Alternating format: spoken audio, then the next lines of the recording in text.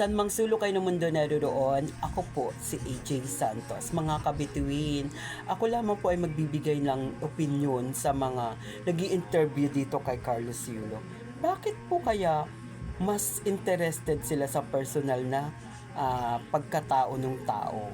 Pagkatao ng tao, yung personal na bagay-bagay na mga ibinabato sa kanya. Kaya tuloy ngayon siya pinagpipiestahan sa social media.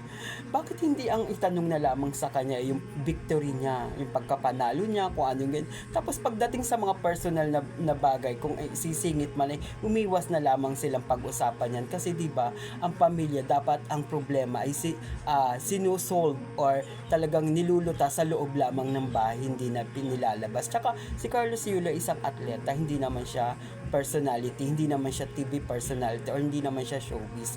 Ngayon tuloy ang lumalabas, ang sumisikat tuloy ay yung kanyang girlfriend. Kasi wala naman talagang ginawa yung girlfriend niya, kundi talagang siya yung makisawsaw na makisawsaw. Hindi ko alam kung ano ba talaga ang layunin ng girlfriend ni Carlos Yulo. Kung gusto niya ba talaga mag-artista, edi mag-artista na lamang siya, hindi yung sawsaw talaga siya ng sawsaw sa opinion at sa mga issue ng mga Yulo family. Sobrang nakakalungkot lang na salip na victory ang pag-usapan ay problema na personal ang nangyari. Natuloy ngayon pinagpepiestahan sa social media.